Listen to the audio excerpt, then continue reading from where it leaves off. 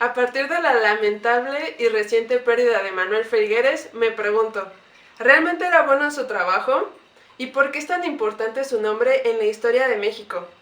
Si quieres averiguarlo, quédate a ver este video.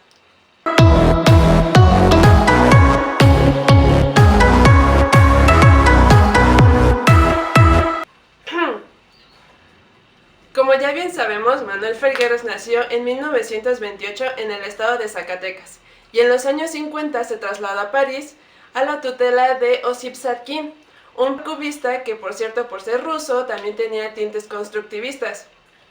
Es así como Felgueres tuvo influencia de él y vamos a ver esta influencia durante todo el trayecto de su obra. En los años 50, estas pinturas son de 1959, podemos ver la misma dinámica que tienen las pinturas cubistas. Recordemos que las pinturas cubistas trataron de trasladar el espacio tridimensional al bidimensional de la pintura. Es por eso que hay una sensación de que las figuras en la pintura cubista se doblan y se desdoblan. Es importante destacar que en estas dos primeras pinturas que estoy presentando podemos ver más cromatismo del que veremos más adelante en su trayectoria. Por eso me atrevería a decir que es un tanto lírico y desde este momento podemos ver la desenfrenado y la espontaneidad con la que el maestro trabaja. Ahora bien, a Felgueres se le reconoce como uno de los precursores de la ruptura, un término que después se dice que Raquel Tibol acuñó después de que pasó el movimiento. El movimiento de la ruptura estaba en contra de valores ya establecidos por la Escuela Mexicana de Pintura, protagonizada por Diego Rivera, José Clemente Orozco y David Alfaro Siqueiros. Los valores de esta era el nacionalismo, el heroísmo provinciano y la idea de que el artista debía estar a las necesidades y al servicio del pueblo. La nueva generación de artistas ya no coincidía con estos valores hegemónicos por su contexto cosmopolita y entonces buscaba algo más espontáneo y, por supuesto, la interdisciplina. Y así es como vemos la interdisciplina en obra temprana de Felgueres. En 1965 hizo La máquina del deseo para la película dirigida por Jodorowsky, La montaña sagrada. En esta parte de la película, bueno, de hecho durante toda la película, vemos que la forma de trabajar de Jodorowsky es bastante espontánea, muy divertida y desenfrenada. La escena donde sale la máquina del deseo, de hecho, tiene todas estas características, aunque he de decir, a mí me parece un poco machista. La referencia a las máquinas en la obra de Felgueres aparecerá durante toda su trayectoria. Así es como en 1960 podemos encontrar el mural de hierro que estaba colocado en el Teatro Diana y medía 30 metros de ancho. Según comenta Felgueres, esta pieza se hizo con material reciclado, con material de desecho, según porque no tenía dinero para comprar más material. Sin embargo, esto a mí no me parece tan gratuito.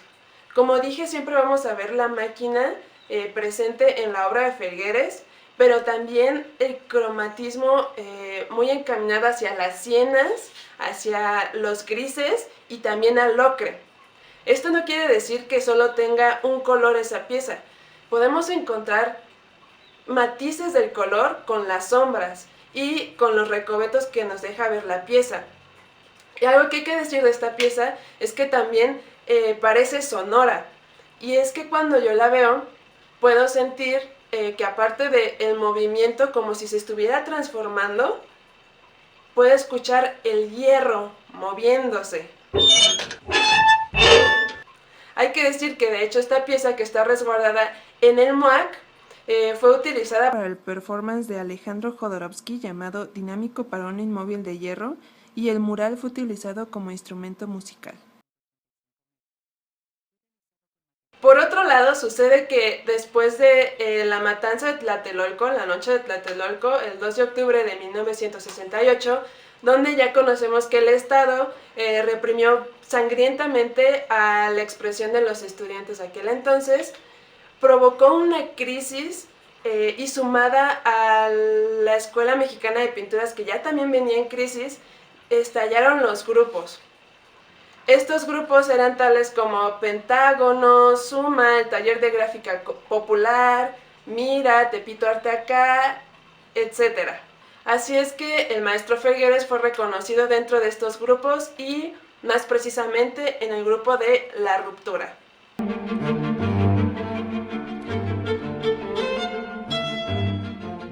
El movimiento de la ruptura es un título que los críticos usaron para describir a la generación que empezamos a trabajar en los años 50. Ahora, hay dos cosas que se dicen de él. La primera es que es el pionero del arte digital en México, y es que en 1973 hizo una serie titulada Espacio Múltiple. Recordemos que en esta fecha solo había 3 computadoras en México. 2 pertenecían a la UNAM y una al IMSS. Le prestan una en la UNAM y entonces empieza a trabajar con ella. A partir de una técnica que se llama Machine Learning, introduce sus patrones geométricos que ya venía trabajando 25 años, y lo que hace la computadora es generar nuevas composiciones que parecían de mano de Felgueres. El maestro menciona que este trabajo le sirvió para interactuar con la máquina, pero que le parecía bastante fría y bastante limpia. Fue por lo cual regresó de nuevo a la pintura. Aunque cabe destacar que sí, precisamente fue el maestro del arte digital en México. La segunda cosa que se dice de él es que fue uno de los pocos artistas en crear un estilo. Hay que tener cuidado con esta palabra porque es muy genérica. Más o menos lo que se entiende es que puedes reconocer su trabajo sin saber que es de él. Entonces, era reconocido por su estilo. Sin embargo, él decía que lo interesante del arte, y por lo cual eres artista, es que siempre superas tu pieza. Si te repites, entonces te vuelves, a palabras de él, artesano de ti mismo. Entonces aquí veo a lo mejor un error al decir que tenía un estilo. O quizá el maestro se creía siempre innovador y no era así. La polémica podría seguir. A partir de aquí podríamos decir que la obra de Manuel Felgueres estaba estabilizada por formas muy precisas que retomó del cubismo, como el círculo, el cuadrado, el medio círculo, el rectángulo, pero que a partir de esto empezaba a jugar en composiciones, siempre de una manera espontánea y súper despreocupada. Además, el maestro era muy reservado políticamente. A pesar de haber participado en el Salón Independiente, que recordemos que el Salón Independiente era uno de los grupos que estaban en contra de la hegemonía, nunca se mostraban directamente agresivos, siempre hubo una reserva política hacia este tipo de valores. Manuel Felgueres tiene un montón de escultura pública, la mayoría hecha en hierro, que precisamente hace referencia a algo pesado, a algo industrial. Y es el caso de la Puerta del Tiempo, que la hizo en el 2003 para Rectoría de la UAM. Podemos ver que no le interesa mucho la condición de los transeúntes, no toma mucho en cuenta la condición de las personas para ver la obra. Lo que a él le interesa es cómo pueden relacionarse a partir de la imaginación.